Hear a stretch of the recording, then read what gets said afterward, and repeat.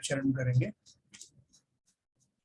ओम नमः सिद्धेभ्यः जय श्री ओम नमः सिद्धेभ्यः जय श्री ओम नमः सिद्धेभ्यः। मंगलम भगवान वीरो मंगलम गौतमो गणी मंगलम कुंद कुंदाद्यो जैन धर्मोस्तु मंगलम सर्वमंगल मांगल्यम सर्वकल्याणकारकम प्रधानम सर्वधर्माणां जैनम जयतु शासनम जैनम जयतु शासनम जैनम जयतु शासनम। हमारा विषय चल रहा है परमात्म प्रकाश ग्रंथ का, योगेंद्र देव जिसके रचयिता हैं, और हमने दूसरे अध्याय के 23 तक के दोहे पढ़े हैं, जिसमें जीव द्रव्य से लेकर के बाकी के 6 द्रव्यों का काल द्रव्य तक के बारे में हमने पढ़ा। और उनकी विशेष चर्चा होते होते हम अब इस मुकाम पर आ गए हैं कि वो जो काल द्रव्य है, काल द्रव्य जो हमने अंत में लिया था, उसका कुछ कंपैरिजन भी अगर है उसमें बाकी तो वो भी आ जाएगा। और बाकी उनके प्रदेशों के बारे में चर्चा है कि कौन सा द्रव्य कितने प्रदेशी है और प्रदेशी का अर्थ क्या है। एक बार अगर हम इसमें पूरी व्याख्या के साथ इसको समझ गए तो फिर कहीं और भटकने की गुंजाइश नहीं रहती। तो देखो अभी मैं आपको बताता हूँ, 24 नंबर का दोहा हमारा चलेगा।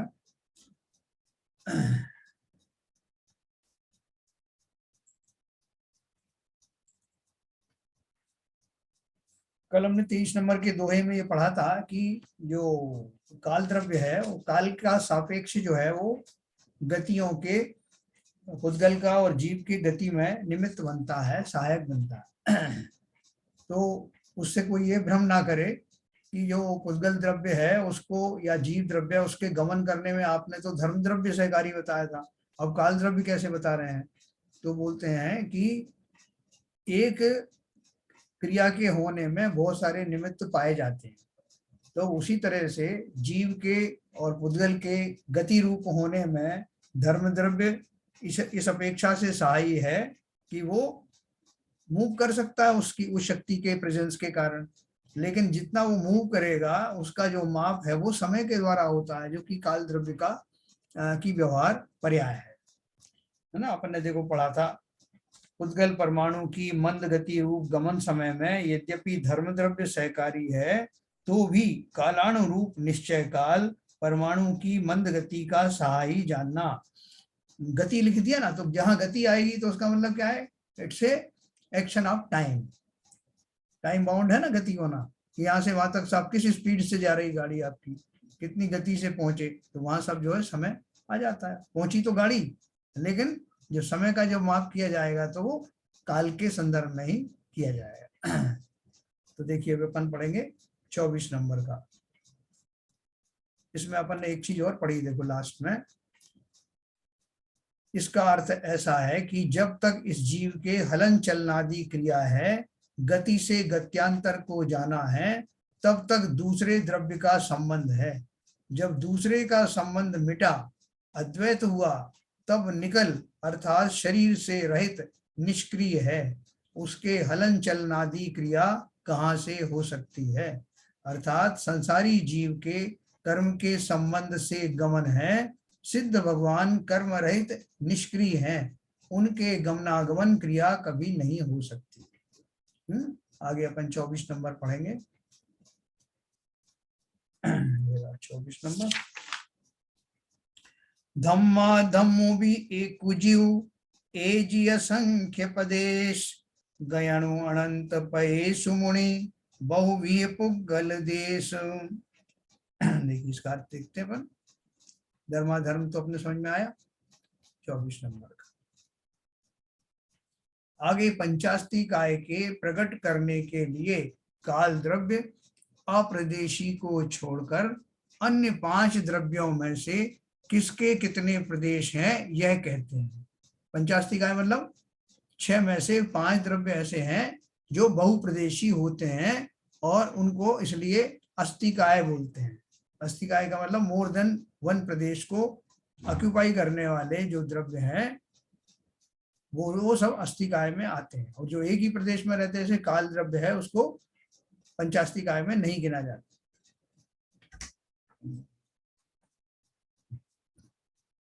यह कहते हैं अन्य 5 द्रव्यों में किसके कितने प्रदेश हैं, यह कहते हैं धर्म द्रव्य, अधर्म द्रव्य और एक जीव, इन तीनों को ही असंख्यात प्रदेशी तू जान।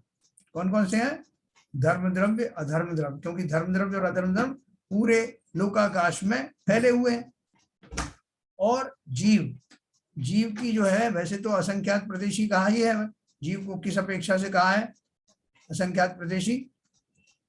कि वो वैसे तो जो शरीर प्रमाण होते हैं उसके प्रदेश, जिस भी शरीर में रहता है उतने उसमें उसके प्रदेश जो है सिमट जाते हैं, संकोच विस्तार की शक्ति होती है उनमें। और जब उसको समुद्घात, केवली समुद्घात कार्य करने का जो समय आता है, जब वो आयु के बराबर बाकी सब अघातीय कर्मों को उनको लाना होता है, तब वो समुद्घात करते हैं, केवली समुद्घात। उस समय उनके जो आत्मा के प्रदेश हैं वो पूरे लोकाकाश में फैल जाते हैं। तो इसलिए उस अपेक्षा से इन्होंने कहा, और लोकाकाश का प्रमाण कितना है? असंख्यात प्रदेशी है लोकाकाश, तो उसमें फैल गया तो वो स्वयं भी उतनी प्रमाण में हो गया। तो इसलिए उन्होंने बोला कि काल द्रव्य, धर्म द्रव्य, अधर्म द्रव्य और एक जीव, इन तीनों को ही असंख्यात प्रदेशी तू जान। आकाश अनंत प्रदेशी है, मैंने पहले भी पढ़ा ना, अनंत प्रदेश किस अपेक्षा से है? अभी तो बोल रहे हैं, आप बोल रहे थे कि असंख्यात प्रदेशी है, मैंने असंख्यात प्रदेशी लोक को बोला है ना, लेकिन जो अपना लोकाकाश को बोला है। अगर लोकाकाश को बोलेंगे तो अनंत प्रदेशी हो जाएगा, लोकाकाश पूरा व्याप्त है तो वो अनंत प्रदेशी है। इसलिए इन्होंने बोला आकाश अनंत प्रदेशी है और पुद्गल के प्रदेश बहुत प्रकार के हैं। बहुत प्रकार के हैं मतलब पुद्गल के प्रदेश किस तरह से होते हैं? स्कंद रूप में होते हैं, 3 डायमेंशन में होते हैं, और लंबाई, चौड़ाई, मोटाई किसी तरीके से होते हैं ना। तो इन्होंने क्या बोला? पुद्गल के प्रदेश बहुत प्रकार के हैं, और अलग अलग अपन उसकी व्याख्या करेंगे। परमाणु तो एक प्रदेशी है, एक प्रदेशी है ना, परमाणु एक प्रदेशी कैसे है? आगे देखो, परमाणु तो एक प्रदेशी है और स्कंद संख्यात प्रदेशी, असंख्यात प्रदेशी तथा अनंत प्रदेशी भी होते हैं। स्कंद कैसे होते हैं? स्कंद किससे बनते हैं? परमाणु से। परमाणु किसे कहते हैं? जो पुद्गल द्रव्य की सबसे छोटी यूनिट होती है, जिसके और फर्दर टुकड़े नहीं किया जा सकता, वो पुद्गल कहलाता, वो असली पुद्गल वही है, उसको हम परमाणु कहते हैं।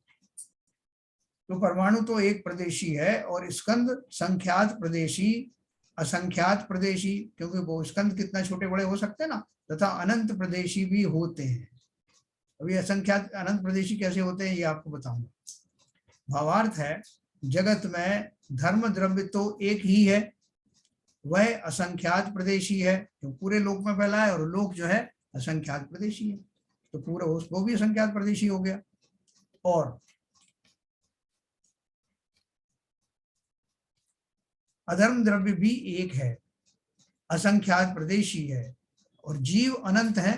कितने जीव हैं संसार में? उनकी काउंटिंग है, अनंत है।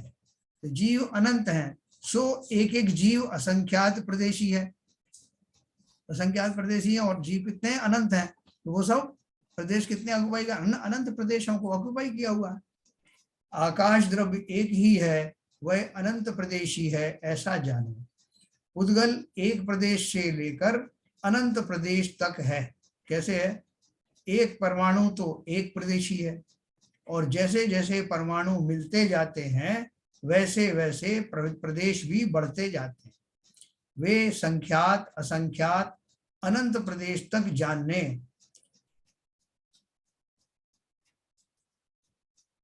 अनंत परमाणु इकट्ठे हो गए तब अनंत प्रदेश कहे जाते हैं।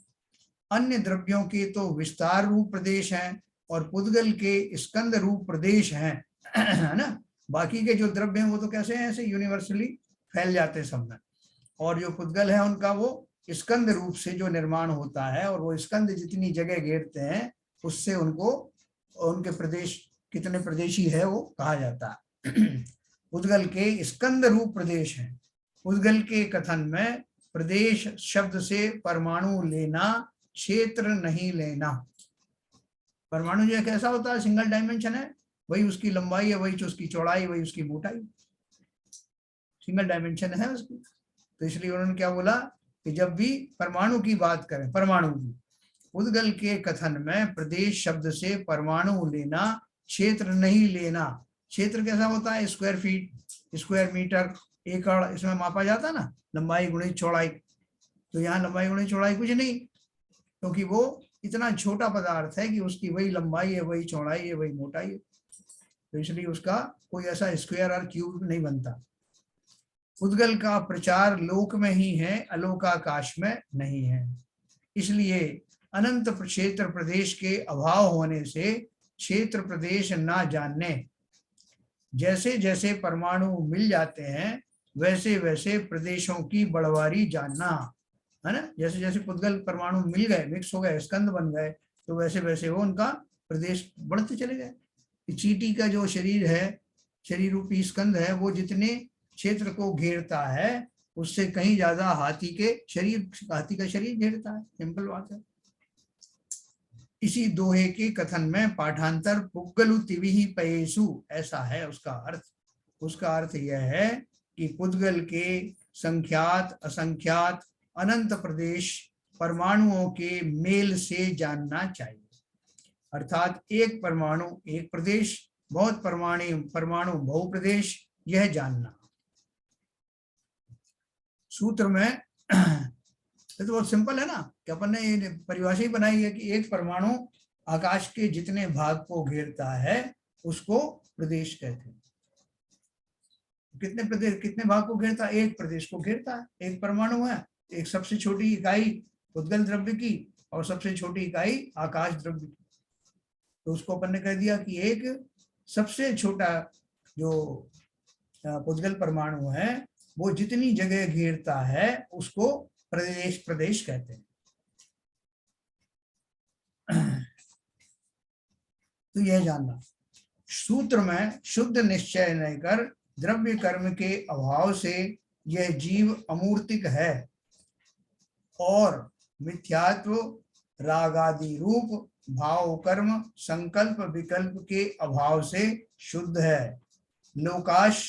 लोकाकाश प्रमाण असंख्यात प्रदेश वाला है। ऐसा जो निज शुद्ध आत्मा वही वीतराग निर्विकल्प समाधि दशा में साक्षात उपादेय है, यह जानना है। जैसे हमने अभी किसी ने कहा कि स्वर्ण कैसा होता है, तो स्वर्ण की परिभाषा में जितना भी संभव होगा हम उसके लक्षण बताएंगे, जिससे कि वो वही चीज को आइडेंटिफाई करे, स्वर्ण नाम की वस्तु ही लेके आए। तो अपन कैसे बताएंगे कि स्वर्ण एक धातु है, मेटल है, और वो इसका विद्युत का और ऊष्मा का दोनों का गुड कंडक्टर है। पीले रंग की धातु होती है, शुद्ध रूप में एकदम शुद्ध पीला होता है, उसके अंदर कोई अशुद्धियां होती नहीं है। उसकी डेंसिटी इतनी जितनी होती है अपन बता देते हैं कि इतनी उसकी डेंसिटी होती है, उस पर कभी जंग नहीं लगती।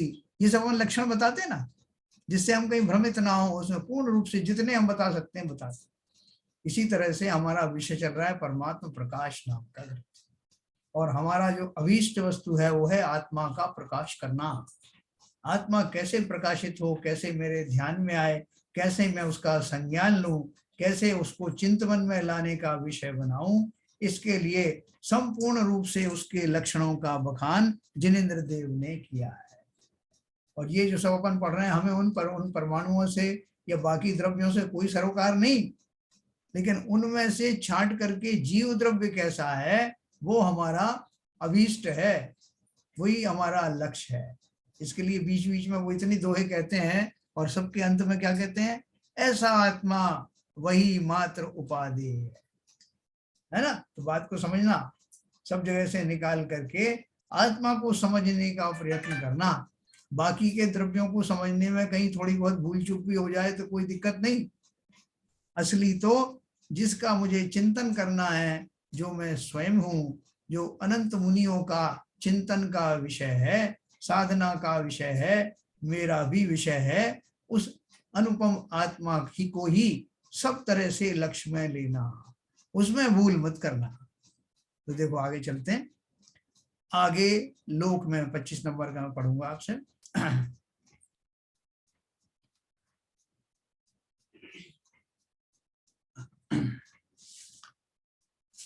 लोया गा सुधरे विजय, कही यही तब वही जाई, एक कहीं मिली यही इत्थु जगी, सुगुण ही निव संहिताई।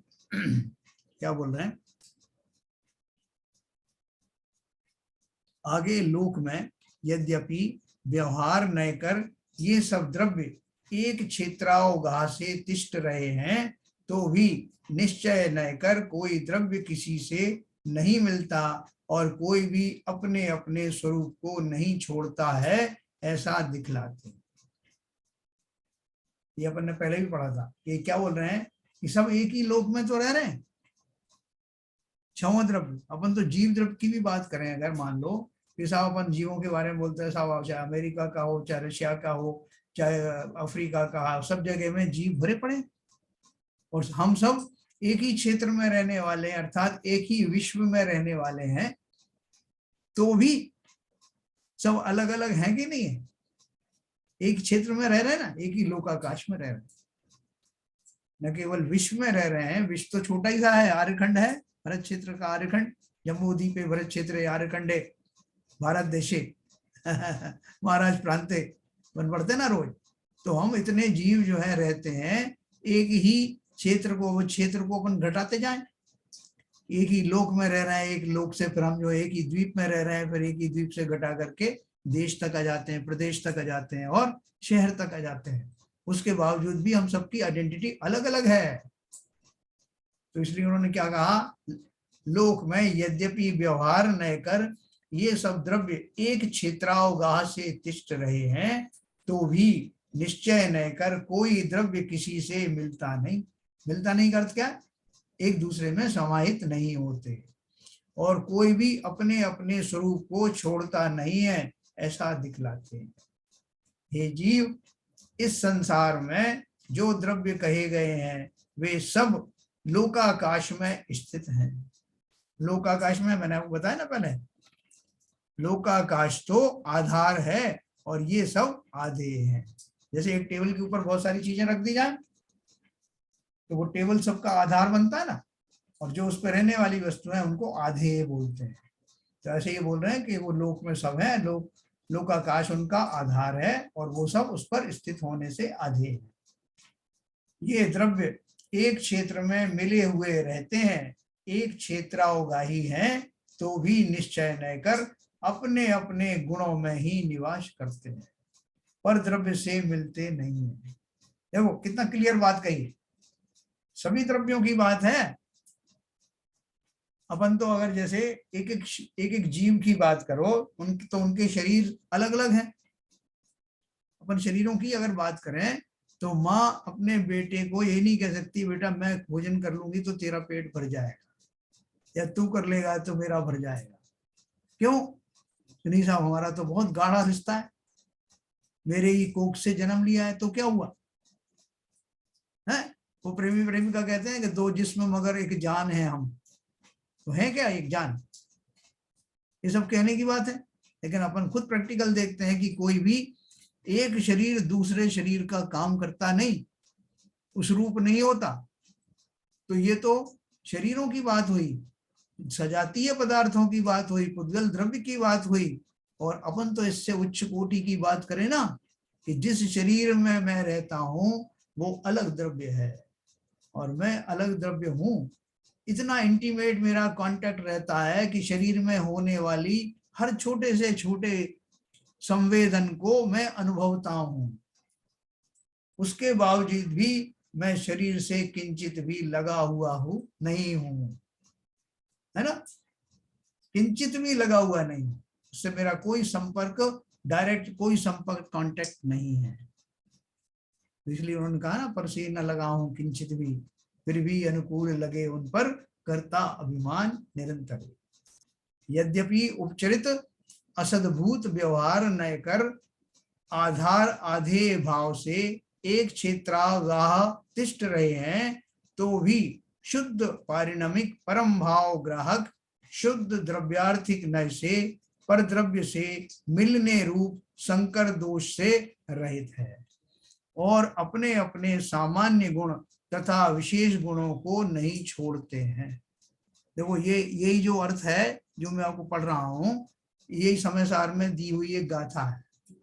इसी का अर्थ पूछा था वो जो सचिन शाह जी के पापा ने मुझसे, और मुझे बड़ा अफसोस है कि उन्होंने पूछा उसके दूसरे या तीसरे दिन ही वो उनका स्वर्गवास हो गया। ये उन्होंने पूछा था कि ये शंकर दोष क्या है, तो क्या लिखा है इसमें, यद्यपि उपचरित असद्भूत व्यवहार न कर आधार आधे भाव से एक क्षेत्रावगाह कर तिष्ठ रहे हैं, तो भी शुद्ध पारिणामिक परम भाव ग्राहक शुद्ध द्रव्यार्थिक नय से पर द्रव्य से मिलने रूप संकर दोष से रहित है। संकर दोष का मतलब क्या होता है कि दोनों चीजों को कोई मिला करके कोई ब्रीड तैयार की जाए। पहले आपको मालूम है शंकर मक्का आती थी तो वो क्या कर हैं, शंकर बाजरा, शंकर ज्वार, ऐसे कुछ चीज आती थी, तो वो क्या करते थे, दो तरह की क्वालिटी के उनको मिला करके और फिर उसको बीज के रूप में अंकुरित मिलाते थे। उसका जो पौधा आता था उस पौधे से फिर वो जो दूसरा बीज बन जाता था, तो वो ऐसा मिला जुला जो पर्याय वाला जो बीज होता था उसको संकर कहते थे। संकर नाम का मतलब मिश्रित, मिश्रित, ओरिजिनल नहीं। तो यहाँ उन्होंने बोला कि ये जो जो जो आराध्य आराध्य के नाम से दो द्रव्य है ना, एक का जो है जैसे लोकाकाश जो है वो द्रव्य है, और दूसरे जो वस्तु बाकी वस्तुएं हैं वो उसके सारे से रह रही है, तो लेकिन रहने के बावजूद भी कोई किसी में मिक्स नहीं होती, मिक्स नहीं होती, इसलिए वो ऐसा कोई संकर दोष से रहित होती है, अर्थात सब अपने अपने में ओरिजिनलिटी में ही बनी रहती, उनका कोई मिश्रण नहीं होता, और अपने अपने सामान्य गुण तथा विशेष गुणों को नहीं छोड़ते। हमने छोड़ा क्या? इतने दिन से हम इस मकान में रह रहे हैं, लेकिन हम आज तक कभी सीमेंट नहीं बने, लोहा नहीं बने हैं, और कुछ प्लास्टिक भी नहीं बने। तो ये तो हुई शरीर की दशा, शरीर सहित मैं जो जिसे जीव कहता हूं। अब रही मेरी अंतर की दशा, तो इस दुर्गंध में शरीर के अंदर मैं पूरे जीवन भर रहता हूं, जिस भी पर्याय में रहता हूं, लेकिन जीव के किसी भी लक्षण, अजीव के किसी भी लक्षण को, यानी शरीर के किसी भी लक्षण को मैंने स्वयं में विकसित नहीं किया।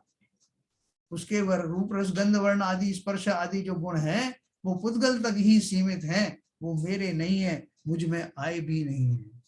वो सारे स्पर्श आदि वो शरीर ही करता है, मैं तो खाली जानता हूं कि ये शरीर क्या अनुभव कर रहा है।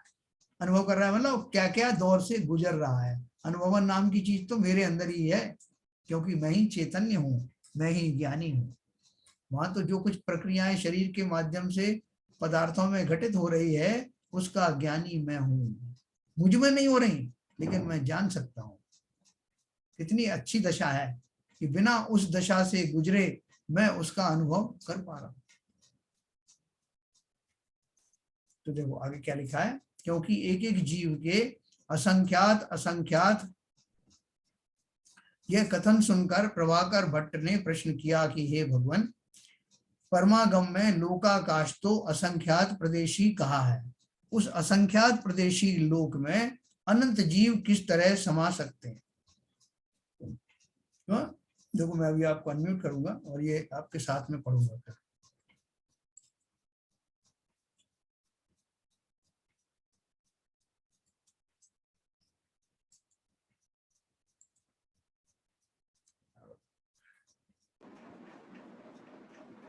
अनम्यूट हो गए क्या? हाँ हो गए, हो गए। ओके, मैं आपको शेयर करता हूँ फिर से इसकी।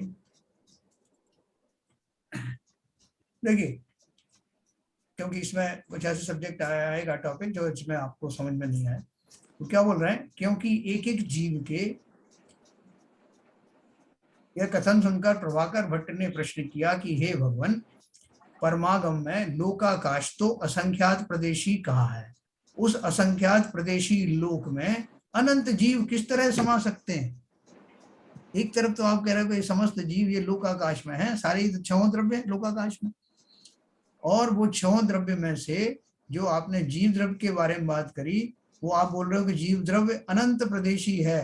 अनंत प्रदेशी किस अपेक्षा से कहा? क्योंकि जीवों का नंबर अनंत है, और एक एक जीव का अगर एक एक प्रदेश भी लगाओ, एक एक जबकि होता नहीं, तब भी अनंत जीवों के अनंत प्रदेश हो गए।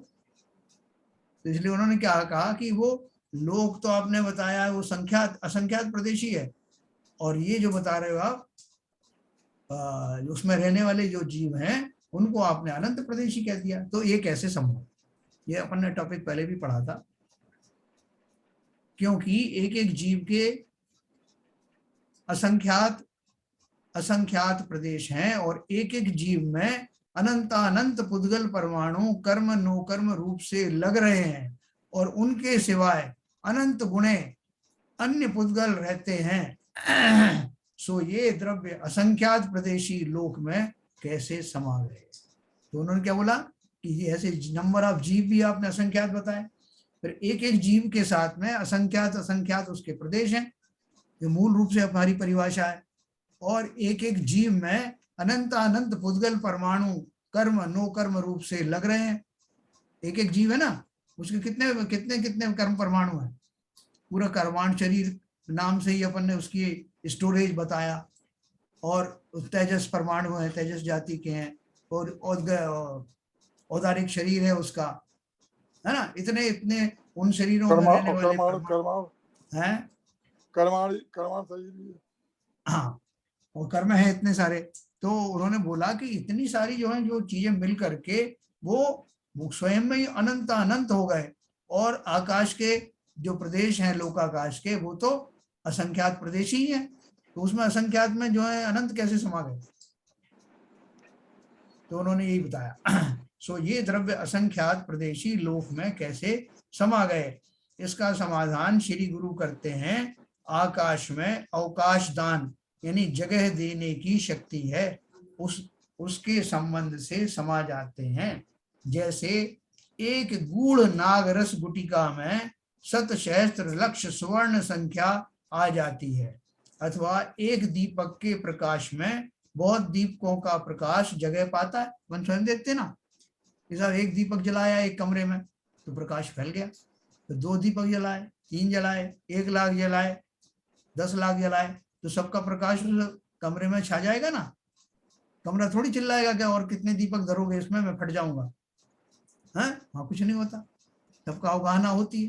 क्या उसी प्रकार से, या आपने पानी में जैसे एक गिलास पानी में आपने राख घोली, तो कितने राख के प्रदेश हैं, कितने पानी के प्रदेश, सब उसमें समा जाते हैं। फिर आपने उसमें छोटे छोटे सी वो सुइयां डाली, वो भी उसमें समा गई, फिर कोई और दूसरा द्रव्य डाला, वो भी समा गया। तो ऐसे अवगाहन एक एक द्रव्य में दूसरे उनके बीच में जो संधि स्थान होते हैं उसमें और भी चीजें आ जाती हैं। सिद्धालय में जैसे सिद्धालय में सिद्ध बैठे हुए हैं, हाँ, एक एक सिद्ध में अनेक सिद्ध राजाई। सो ये द्रव्य असंख्यात प्रदेशी लोक में इस तरह समा गए। पर सर इसमें जो एग्जाम्पल आप बता रहे हैं, जैसे मान लीजिए पानी में शरबत बनाया मैंने, हाँ, और मैं चीनी घुलता गया, एक बार वो एक स्थिति ऐसी आएगी कि वो सुपर सैचुरेटेड सॉल्यूशन बन जाएगी। मुझे डर था कि आप एक क्वेश्चन पूछोगे। फिर उसके बाद अगर आप चीनी घोलोगे तो घुलेगी नहीं, वहाँ नीचे बैठी रहेगी। फिर उसको गर्म करते हैं तो उसकी और बढ़ जाती है। हाँ, फिर अफगाना थोड़ी, मतलब एक्चुअली उस स्टेज में जो भी कंडीशन है, अफगाना उसने आप देना बंद कर दिया चीनी को, फिर गर्म करेंगे तो मतलब एक्चुअली चीनी के परमाणुओं को उसने पानी ने अफगाना देना बंद कर दिया जब वो सुपर सैचुरेटेड सॉल्यूशन बन गया। बिल्कुल सही। फिर और डालेंगे तो बैठ जाएगा। हाँ, गर्म कर देंगे जैसे आपने बोला, तो फिर उसका खुद के प्रदेश एक्सपेंड हो जाते हैं, तो फिर बढ़ जाती है, फिर और उस कंडीशन फिर सुपर सैचुरेटेड सॉल्यूशन बनेगा, फिर एक स्थिति आएगी नहीं बनेगी। बिल्कुल सही है। देखो अभी वो सुपर सैचुरेटेड कंडीशन के बाद फिर एक्सेप्ट नहीं करेगा वो, है ना। हाँ, तो उसी तरह से ये इसमें तो वो इसमें आप करें, इसमें वो ऐसी स्थिति नहीं है। ये जो चीज है ये पुद्गल में आ रही है पर इनमें नहीं आ रही है। नहीं, देखो मैं इसी सिमिली को आपको बताता हूँ जो आपने पूछा ना, वो जो सुपर सैचुरेशन तक तो कोई स्थिति आने तक तो उतने परमाणु उसमें मिलते जाते हैं ना, और वो अवगाहना देता जाता है, ठीक है ना। अभी ये जो इतना जो लोकाकाश है, लोकाकाश में रहने वाले जितने भी जो परमाणु हैं उनकी संख्या इतनी ज्यादा फिर भी नहीं है कि वो सुपर सैचुरेटेड होल बन जाए और उसे इसका मतलब ये अनंत जीव इतना उस लेवल पर है कि फिर सुपर सेट सॉल्यूशन अब नहीं बन पा रहा है। नहीं बनता, फिर भी समाहित हो जाते हैं। इसके आगे भी फिगर है अनंत। हाँ, मतलब आगे भी है ना, मतलब यही तो सैचुरेशन उसकी वाली बात तब आई अनंत अनंत हो। हाँ, अनंत जीव है ना वो तो। तब लेकिन एक्चुअली इसको ऐसा कहना सर कि जो हमारा लोकाकेश है इसके कोई बाउंड्री नहीं है, तो अब अनंत अनंत बोलो या अनंत बोलो वो तो आते ही जाएंगे ना, जब उस लोकाकाश की कोई बाउंड्री किधर। नहीं बाउंड्री क्यों नहीं है? हाँ जो बात वलय होते हैं बाउंड्री ना, बताई तो थी एक दिन। 3 बात वलय होते हैं ना, जो हाँ, जो रस्से के आकार के 3 घनोदधी बात वलय, और कौन कौन से होते हैं? 3 बात वलय है ना, तो उन बात वलय के जो जो वायु से ही बनते हैं वो उसकी बाउंड्री है, उसके बियॉन्ड कुछ भी जाता नहीं। घनोवात वाला इस तरह के घनोदधी बात वलय, तनुवात वाले, हाँ तनु है ना। तो इस तरह के वो उसकी बाउंड्री है। उसके बाद में क्योंकि अलोकाकाश शुरू हो जाता है इसलिए वो बाउंड्री है। तो कहने का अर्थ क्या है कि जैसे आपने उदाहरण दिया कि एक गिलास में कुछ हद तक तो आप उसमें चीनी घोल सकते हो, कुछ हद तक मतलब उतनी उसकी कैपेसिटी है, बिना गर्म किए ही, बिना सुपर सेचुरेट हुए ही उतनी उसकी कैपेसिटी है। तो उसी तरह से इस लोक की इतनी कैपेसिटी है लोकाकाश की कि उसमें रहने वाले ये इतने अनंत प्रदेशी जो वस्तुएं हैं वो उसमें बिना सुपर सेचुरेटेड हुए ही समाहित हो जाती है, कैपेसिटी है ना उसकी। तो यही बात उन्होंने कहा कि ऐसे उसमें अवगान है, प्रकृति में सब तरह से उन्होंने इंतजाम किया हुआ है। प्रकृति कभी किसी से पूछने नहीं आई कि अब हम क्या करें, ये तो और ज्यादा बढ़ गए लोग, अब हम कहाँ ले जाएं इनको। तो ये शरणार्थी तो है नहीं कि बाहर से आ रहे हैं, ये तो लोकाकाश के ही भाग हैं। ठीक है, यहाँ तक कि वो जो सिद्ध लोग हैं वो सिद्ध भी लोकाकाश से बाहर नहीं जाते, लोक के अग्र में ही मौजूद रहते हैं। इसलिए मैं कहता हूं कि घबराने की बात नहीं। अमिताभ बच्चन एक ऐड करता था ना अगरबत्ती का, तो वो कहता तो भाई साहब ये ढाई द्वीप तो लोकाकाश में ही है ना। बिल्कुल बिल्कुल है। अच्छा नहीं अब मैं कोई एक क्वेश्चन पूछना चाह रहा था इसमें। हाँ, जो ढाई द्वीप में तो जो सब 6 द्रव्य रहते हैं, हाँ, ढाई द्वीप से बाहर तो है नहीं। नहीं जो 6 द्रव्य है, 2.5 द्वीप मनुष्यों के लिए है, मनुष्य रहते हैं 2.5 द्वीप में, 2.5 अच्छा द्वीप मनुष्य के लिए। हाँ, मनुष्य के लिए है। बाकी तो पूरा लोकाकाश में, अब ये निगोदिया जी पूरे लोकाकाश में भरे हैं कि नहीं? जो आपके स्थावर जाति के जो सूक्ष्म जीव है वो भी भरे हुए हैं। अच्छा 2.5 द्वीप के मनुष्यों के लिए। मनुष्यों के, मनुष्य 2.5 द्वीप। बाकी और भी लोकाकाश में तो सभी जीव भरे हुए हैं। बिल्कुल सभी जीव, मतलब उसकी भाई तो कोई वो नहीं है कि बाउंड्री वगैरह लोकाकाश की कितना बड़ा है। अभी पूछा तो था उन्होंने, लोकाकाश की बाउंड्री मैंने बात भले बताए ना आपको। 43 राजू है उसकी। हाँ 14 राजू उसकी हाइट है, और बीच में 43 वॉल्यूम है उसका, 43 क्यूबिक राजू, 43 क्यूबिक राजू बराबर। ठीक है, तो इतने राजू का एक मकान बना लो आप। 243 सॉरी। तो ये लोकाकाश हो गया ये। हाँ बस लोकाकाश हो गया, अपना काम चल गया उससे।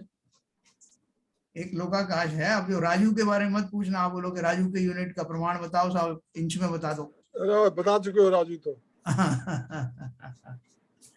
ठीक है, तो देखो ये जो इसकी बाउंड्री है, बाउंड्री के बिना कुछ होता नहीं, पूरा लोकाकाश की बाउंड्री वो वात वलय है, और उसके बाहर में बियॉन्ड वो अलोकाकाश कहलाता है। वहां सिर्फ आकाश द्रव्य ही है, बाकी के 5 द्रव्य नहीं पाए जाते, इसलिए उसका नाम अलोकाकाश है। ठीक है, और ये सुपर सेचुरेट कभी नहीं होता, जितने उसके अंदर में जो द्रव्य रह रहे हैं वो सब उसके लिए सफिशिएंट है, उतने में वो सब समाहित हो जाते हैं। तो सो दे द्रव्य असंख्यात प्रदेशी लोक में कैसे समा गए ये उन्होंने बता दिया। एक राग के घड़े में जल का घड़ा अच्छी तरह अवकाश पाता है, भस्म में जल शोषित हो जाता है, अथवा जैसे एक ऊंटनी के दूध के घड़े में शहद का घड़ा समा जाता है, अथवा एक भूमि घर में ढोल घंटा आदि बहुत बाजों का शब्द अच्छी तरह समा जाता है। और बोलते हैं ना कि नक्कार खाने में तूती की आवाज, तो अपन को भले सुनाई ना दे लेकिन होती तो है ना। कितने सारे वाद्य यंत्र बज रहे हैं, उसमें एक तूती भी बजा रहा है कोई, तो वो उसकी आवाज जो ज्यादा ज्ञानी होगा वो तो पहचान लेगा, लेकिन वो उसकी वजह से कुछ बाधित नहीं होता, सब अपने अपने धुन और स्वर सुनाई देते हैं, मौजूद रहते हैं। सूरज के प्रकाश में एक मोमबत्ती जला लो वो भी तो हो जाएगा ना। बिल्कुल समझ जाते वो उसका प्रकाश भी उसमें समा जाता है। हाँ, उसी तरह एक लोकाकाश में विशिष्ट अवगाहन शक्ति के योग से अनंत जीव और अनंतानंत पुद्गल अवकाश को पाते हैं, इसमें कोई विरोध नहीं। ठीक है सर, विशिष्ट अवगाहन शक्ति के द्वारा स्पेशल, और जीवों में परस्पर अवगाहन शक्ति है, जीवों में परस्पर अवगाहन शक्ति है, ऐसा ही कथन परमागम में कहा है। एक गणी गोद इत्यादि। इसका अर्थ ऐसा है कि एक निगोदिया जीव के शरीर में जीव द्रव्य के प्रमाण से दिखलाए गए जितने सिद्ध हैं, उन सिद्धों से अनंत गुणे जीव एक निगोदिया के शरीर में है। लीजिए साहब, लिमिट क्रॉस हो गई,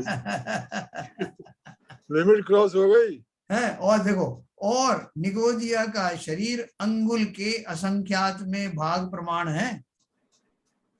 उतने से शरीर में बोल रहे हैं कि जितने सिद्ध हैं वो सारे सिद्धों से अनंत गुणे जीव तक उसमें समाहित हो जाते हैं।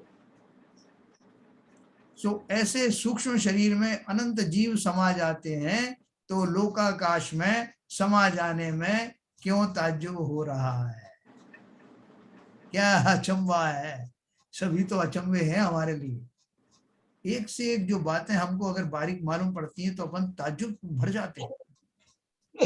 वो ताज्जुब हमारा खत्म नहीं, एक ताज्जुब खत्म होने को आता है, उसका समाधान मिलता है, तब तक दूसरा खड़ा हो जाता है कि अच्छा ये तो समझ में आया बड़ी मुश्किल से, लेकिन वो कैसे हो रहा है? तो बोल रहे हैं अगर आपको ये सब आश्चर्यों से निवृत्त होना है और इन सब के बारे में जानना है, जानकारी करना है, तो मेलोडी खाओ और खुद जान जाओ, अर्थात स्वयं केवल ज्ञानी बनो और समस्त घटनाओं का साक्षात्कार स्वयं ही कर लो। देखो, मैं आपको एक बात विशेष बताने वाला हूँ। बहुत सारे लोगों को अपने को ताज्जुब होता है कि ये काल द्रव्य नाम की चीज कोई है क्या, धर्म अधर्म नाम की कोई चीज है क्या, या ऐसी कल्पना कर ली है क्योंकि ऐसा हो रहा है। जैसे वो न्यूटन ने कल्पना की ना कि वो ऊपर से सेब नीचे क्यों गिरता है, तो उसने कल्पना की कि चूंकि एक नीचे पृथ्वी एक बहुत बड़ा चुंबक है और वो चुंबक जो है चीजों को खींचता है, और उसने चुंबक देखा थोड़ी, उसने एक थ्योरी बना दी। जब तक वो थ्योरी टूटेगी नहीं तब तक सब लोग ऐसे ही कहते रहेंगे। तो उसी तरह से अपन के मन में कई बार एक शंका होती है कि साहब ये 6 द्रव्यों का किसी ने बताया है कि जो धर्म द्रव्य है, अधर्म द्रव्य है, या जो काल द्रव्य है, ये द्रव्य किसी ने देखे क्या? अब बोलते हुए ऐसा होता, चलने में सहाई होते हैं, रुकने में सहाई होते हैं, और उसमें वो परिणमन में सहाई होता है, मगर किसी ने देखा क्या? ये बताओ कि अपन ये मान लें कि साहब केवल ज्ञान ने नहीं देखा, अनंत सिद्धों ने नहीं देखा, तो वो थ्योरी जो है वो ऐसी चल रही क्या कि वो कैसे हो रहा है, कैसे घटित हो रहा है? और उन्होंने जो उन सिद्धों और अरहंतों के वचन तो कभी झूठे होते नहीं। अगर उन्होंने कहा है तो उन्होंने देखा है, साक्षात देखा है, सभी द्रव्यों को देखा है, उनसे बड़ा कोई ज्ञानी है नहीं। और विश्व में होने वाली, विश्व में क्या, लोक आकाश में, पूरे 3 लोक में होने वाली कोई भी घटना ऐसी नहीं है, कोई भी वस्तु ऐसी नहीं है जो उनके ज्ञान में नहीं आती। हम भले उसकी व्याख्या नहीं कर पाए या समझ ना पाए, लेकिन वो वस्तुएं 6 द्रव्य बोले हैं तो 6 द्रव्य हैं, फिजिकली हैं। भाई साहब, ये तो सामने ही दिखाई देता है ना।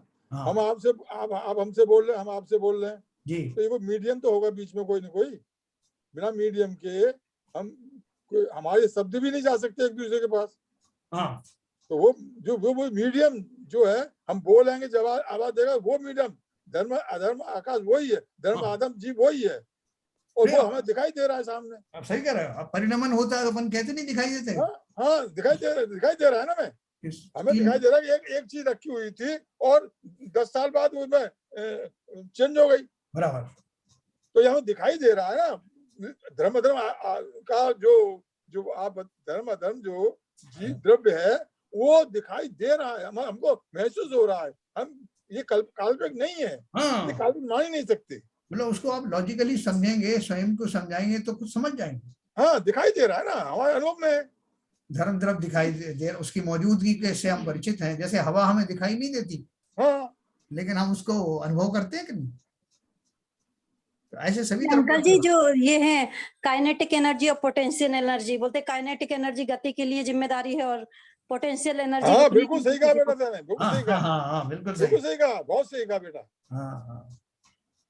तो देखो, अनंत अनंत पुद्गल लोकाकाश में समा रहे हैं, उसकी ओगाड़ इत्यादि गाथा है। उसका अर्थ यह है कि सब प्रकार यह जगह, यह लोक पुद्गल क्यों कर, वो पुद्गल कायों कर अवगाढ़ गाढ़ भरा है। ये पुद्गल काय अनंत हैं, अनेक प्रकार के भेद को धरते हैं, कोई सूक्ष्म है कोई बादर है। तात्पर्य यह है कि यद्यपि सब द्रव्य एक क्षेत्रावगाह कर रहते हैं, तो भी शुद्ध निश्चय न कर जीव केवल ज्ञान आदि अनंत गुण रूप अपने स्वरूप को नहीं छोड़ते। और ना कोई संकर दोष होता है उसमें है, और ना कोई संकर दोष होता है। दो द्रव्यों के बीच में, जैसे दो जो होते हैं जीव, उसके बीच में कोई तीसरा निकल जाता है, तीसरा और प्रोडक्ट आ जाता है।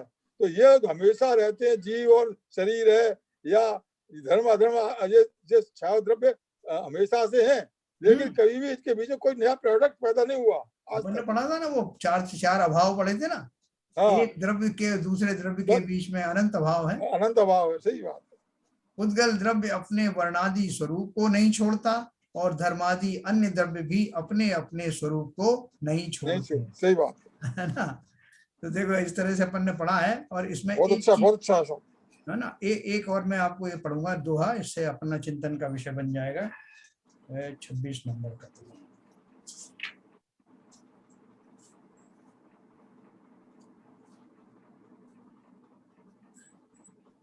ये देखिए, ये यही दव वही देही यह नियणीय कज्जु जनंती चौगई दुख सहंत जिये ते संसार भवंती। भवंती माने भ्रमाना संसार में। तो क्या बोल रहे हैं, देखो इतना और सुनना। आगे जीव का व्यवहार न कर अन्य पांचों द्रव्य उपकार करते हैं। अपने तत्वार सूत्र में है ना गाथा, परस्पर ग्रहो जीवानाम। तो वो उसका क्या है, आगे जीव का व्यवहार न कर अन्य पांचों द्रव्य उपकार करते हैं ऐसा कहते हैं, तथा उसी जीव के निश्चय से वे ही दुख के कारण हैं ऐसा कहते हैं। पांच द्रव्य एक दूसरे का वो क्या करते हैं, उपकार करते हैं, अर्थात निमित्त बनते हैं। उपकार का अर्थ यहाँ क्या है, एक दूसरे के निमित्त बनते हैं।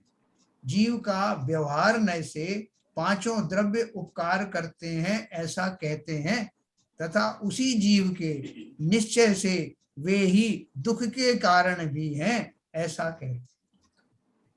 कैसे कहते हैं, एतानी यानी ये द्रव्याणी माने द्रव्य जीवों के अपने अपने कार्य को उपजाते हैं।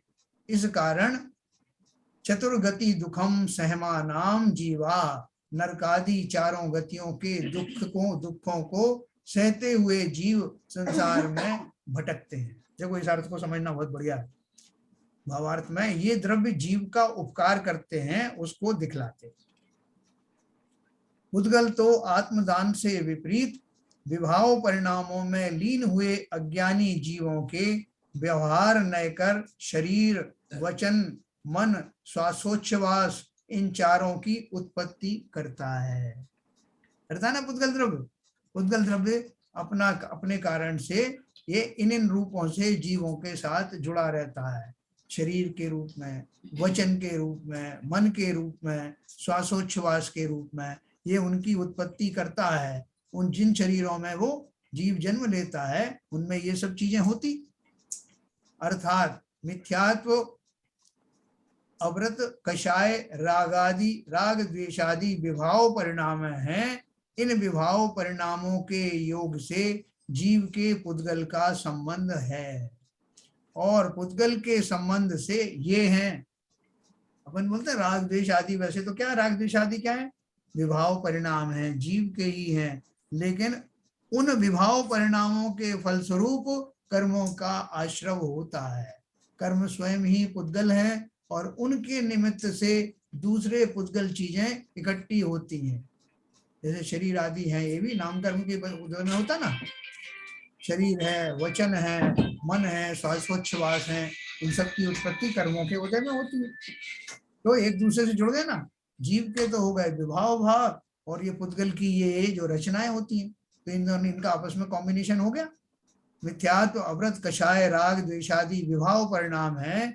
इन विभाव परिणामों के योग से जीव के पुद्गल का संबंध है, और पुद्गल के संबंध से ये हैं पुद्गल जो मिलते हैं कर्मों के संयोग में, उदय में इनको कुछ हो जाता है, बाह्य वस्तुओं को देख के राग द्वेष होने लगते हैं, यानी एक दूसरे से के निमित्त से इनके अंदर में विभाव दशाएं बनती हैं।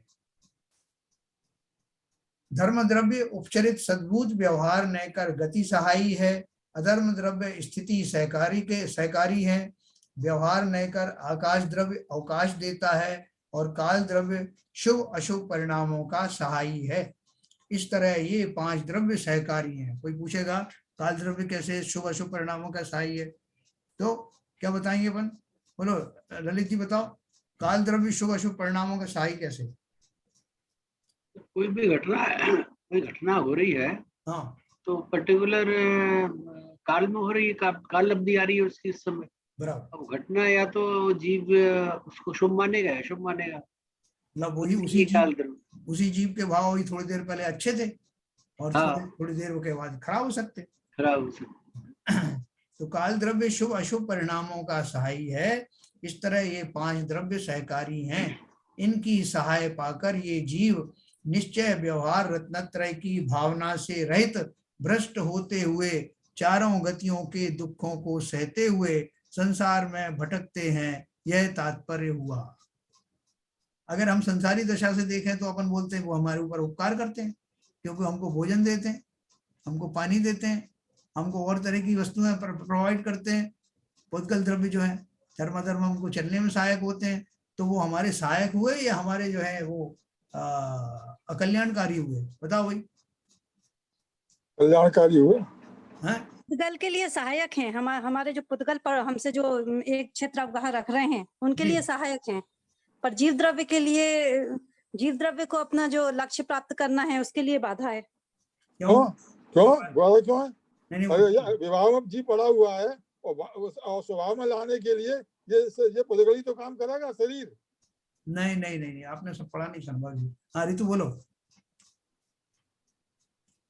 देखो क्या बोला हमने, धर्म द्रव्य हो गया, अधर्म द्रव्य स्थिति सहकारी है, व्यवहार न कर आकाश द्रव्य अवकाश देता है, और काल द्रव्य शुभ अशुभ परिणामों का सहायी है। इस तरह ये 5 द्रव्य सहकारी हैं। इनकी सहायता पाकर ये जीव निश्चय व्यवहार रत्नत्रय की भावना से रहित भ्रष्ट होते हुए चारों गतियों के दुखों को सहते हुए संसार में भटकते हैं, यह तात्पर्य हुआ। बोलो बाबू जी। हाँ है नुकसानदायक है फायदेमंद है? ये एक दूसरे के सहकारी है, ये तो बता। ये तो बोल रहे हैं जब ये सब छूट जाते हैं तभी जीव का कल्याण होता है। सहकारी कब तक है? जब तक कि हमारा जो एम है, गोल है, वो नहीं मिलता। अंत में आपको इनसे पीछा छुड़ाना है या साथ लेके जाना है? सदे भाई, जीव जब अपनी अवस्था में पहुंच जाएगा, सिद्ध अवस्था में पहुंच जाएगा, तो सिद्ध अवस्था में तो कुछ नहीं होना। तो इनको छोड़ के गया कि लेके गया साथ? अरे ये तो ये जब आप खुद ही कह रहे हो, ये तो हमेशा है, प्रेजेंट हमेशा रहेंगे। चाहे वो जीव सिद्ध बन जाएगा तब भी ये द्रव्य तो हमेशा हर जगह रहेंगे। अरे साथ की बात है, उसके साथ रहने में उसको फायदा है या इनको छोड़ने में फायदा है? छोड़ने में फायदा है। तो यही तो बात कर रहे हैं, छोड़ने में फायदा है।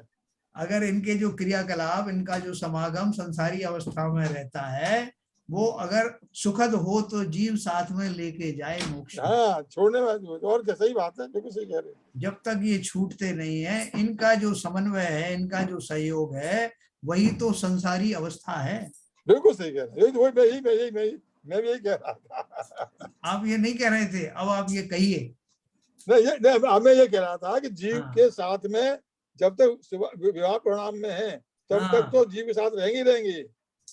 सिद्ध अवस्था में तो इनसे कोई मतलब नहीं है। बात रहने की नहीं है, बात ये आ रहा है, इनकी सहायता पाकर ये जीव निश्चय व्यवहार रत्नत्रय की भावना से रहित भ्रष्ट होते हुए चारों गतियों को, दुखों को सहते हुए संसार में भटकते हैं। वही आपको जो है देवलोक में ले जाते हैं और वहां के भोगों में आपको आनंद आने लगता है। वही नरकों में ले जाते हैं जहां आपको सोकाल दुख प्रतीत होता है। वही पशुओं तिरंजियों में ले जाते हैं, है ना, और वहां भी आप दुख पाते हैं। ये सारे द्रव्य उसमें शामिल है ना। हाँ सही है। उद्गल द्रव्य नहीं, जाने आने में उनका जो धर्माधर्म द्रव्य भी सही होता है, हाँ। काल द्रव्य भी सही होता है। ये सब जो आपकी गतियां हुई ना, बुरी बुरी दुर्गतियां हुई संसार में रहने की, उन सब में ये सारे द्रव्यों का सहयोग बना कि नहीं बना। तो इसलिए उन्होंने कहा कि ये सारे द्रव्य एक दूसरे जीवों के और तरह तरह से सहकारी बनते हैं। ये सहकारीपना मुझे जिस क्षण छूट जाएगा, वो एक ही अवस्था होती है जिसका नाम मुक्त अवस्था है, सिद्ध अवस्था है। लेकिन भाई साहब मेरा कहना ये था, अभी जो रीतू कह रही थी, और उसके बाद मैंने कमेंट किया था उस पर, अगर ये जीव जो है, जीव के साथ में ये छह द्रव्य का ये संयोग न रहे तो जीव मुक्त हो गया, ठीक है, बात मान ली आपकी। लेकिन ये तो इस जीव का तो दोनों तरीके से इस जीव का जो द्रव्य है सहकारी भी है, और जैसे आप बता रहे हो कि नरक में जाते हैं, वहां जाते हैं दुख होते हैं, तो वो कष्टदायक भी है। लेकिन इनके न होने पर जीव अपना पुरुषार्थ करके मुक्त नहीं हो सकता ना। ये मेरा मतलब था। ये सही है गलत है?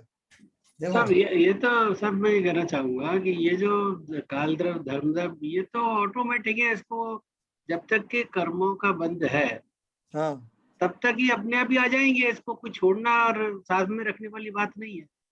कर्मों का ही है खेल। अगर कर्म क्षय कर दिए तो अपने आप ही भाग जाएंगे। मतलब इनको मैं कोई पकड़े थोड़ी रहा हूँ एक्चुअली। नहीं ललित जी, बात ये हो रही है, ये सहकारी है हमारे साथ में, या कि भाई साहब प्रश्न ये है, ये सहकारी है हमको, ये हितकारी है, हितकारी है कि अहितकारी है? ये भाई हितकारी की नहीं, जब तक कि कर्म सहकारी का क्या है, म्यूचुअली डिपेंडेंट है। सभी द्रव्य एक दूसरे पे एक दूसरे के उपकार कर रहे हैं। मगर उपकार का मतलब वो नहीं है कि बहुत बड़ा कर रहे हैं कोई। अब नरक में ले जा रहे हैं तो ये सहकारी हुआ कि उपकारी हुआ कि वो अपकारी उपकारी नहीं है। सब सहकारी मतलब एक दूसरे पे डिपेंडेंट है। नहीं बाबूजी, ये सब नहीं ले जा रहे, आपके कर्म ले जा रहे हैं। ये तो ठीक है, निमित्त कर रही है। तो ये कर्म बंधन में सहायक है। मतलब जितना भी जीव चंचलता रखेगा उतने ज्यादा कर्म बंद होंगे। और जीव जो गमन करता है, ये सब करता है, तो इससे उसके कर्म बंद ही होते हैं। पुद्गल के कारण ही कर रहा है, लेकिन वो अल्टीमेट उसके कर्म बंध रहे हैं। और जहां जहां कर्म बंधेंगे और वो जब उसे तोड़ना है तो उसे शांत होना पड़ेगा। मतलब उसको कर्म बंध को रोकना है तो उसे स्थिर होना पड़ेगा हर तरह से। बहुत बढ़िया। देखो मैं आपको बहुत संक्षेप में बताता हूँ कि किसी भी अवस्था में जब जीव के कर्मों का बंध होता है, यानी पुद्गल द्रव्य का संयोग कर्मों के रूप में होता है, तो कर्म अच्छे होते हैं या बुरे होते हैं जीव के लिए? आप बोलो कि अशुभ कर्म तो साहब नुकसानदायक हैं, लेकिन पुण्य कर्म जो है फायदे वाले हैं। लेकिन पुण्य कर्म भी आपको संसार में रोके रखते हैं, इसलिए वो भी आपके लिए किसी उपकारी नहीं है। बाकी के जो अशुभ कर्म है उनसे तो अपन परिचित हैं कि साहब वो नरक में ले जाते हैं, फलानी जगह ले जाते हैं, ढिमकी जगह ले जाते हैं। और वो जो ले जाने वाला जो धर्म द्रव्य है या गति है, वो सब जो है मेरे दुश्मन है, वो मुझे वहां ले जाती हैं। हाँ, यही तो मैं कह रहा था। सारे ही द्रव्य आपको जो यहाँ संसार की दशाओं में रुलाते हैं, वो भले ही ऑटोमेटिकली आते हैं, लेकिन आप चाहोगे क्या कि वो आपके साथ बने रहें? जब तक वो बने रहेंगे आपके साथ, आपकी उठापटक चलती रहेगी। हाँ, और संसार में गतियों में हमारे चाहने का कोई फर्क ही नहीं है इसमें। हमारी चाह है नहीं इसमें।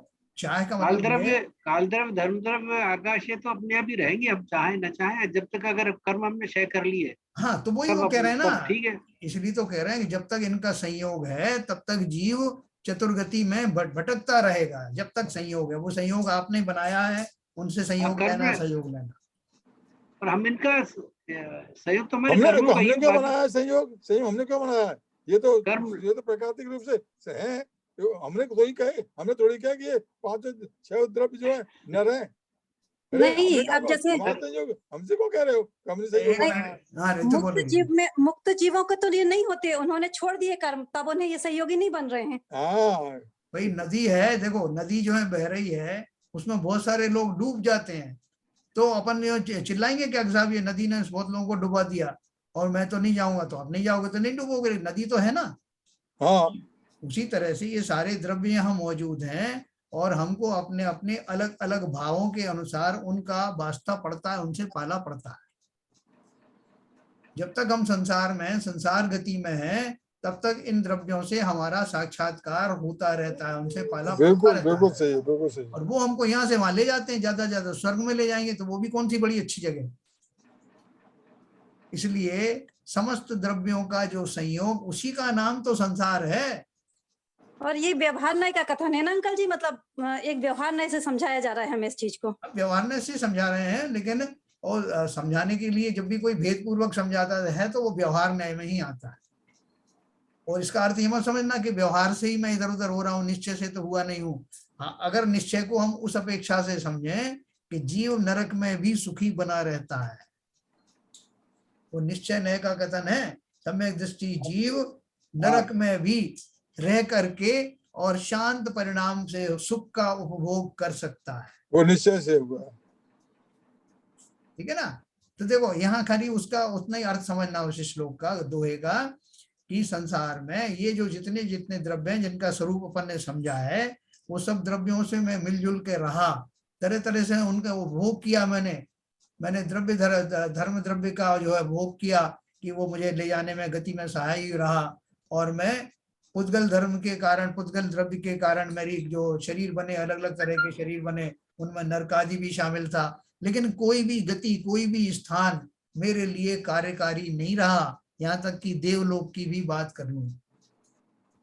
और तब इसका अर्थ ये हुआ कि इन सब द्रव्यों से छूटने के बाद जो स्थिति बनती है, सब विभाव परिणामों से और समस्त बाह्य द्रव्यों से जब मेरी मुक्ति होती है, वही वास्तव में मुक्ति है, वही वास्तव में दुखों का अंत है, और वही परमानेंट सुख का स्रोत है, साधन।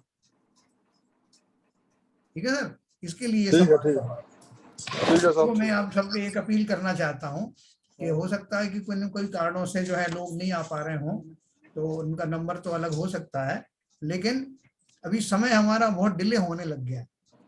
लोग अपन 8 बजे से पहले बहुत सारे लोग आ जाते थे, अब तो 8:05 7 मिनट तक लोग आते नहीं।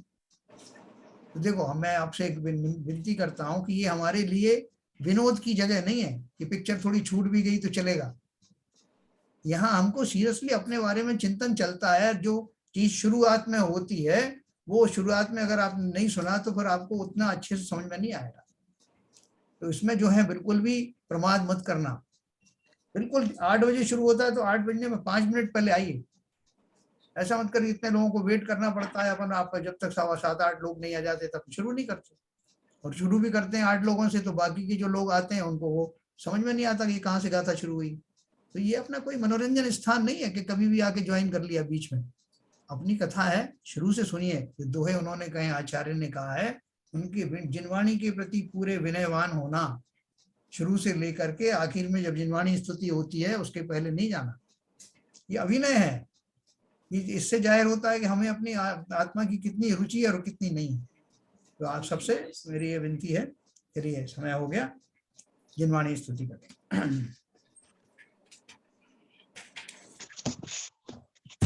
चतम नाश विको ज्ञान के प्रकाश विको अपरभास विको भानु सी बखानी है। द्रव्य जान विको बंध विधि भान विको सपर की छान विको परम प्रमाणी है। अनुभवताय विको जीव जताय विको काउन सताय विको भव्य और रानी है।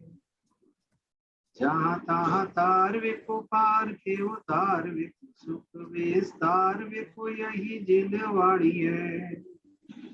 ये जिनवाणी भारती तो जो पूजन रहे, जो तेरी शरण गए सो पावे सुख से। जिनवाणी के ज्ञान से सूझे लोकानो, तो वाणी मस्तक धरो सदा देते हो, सदा देते हो। जनवाणी माता की जय। जय।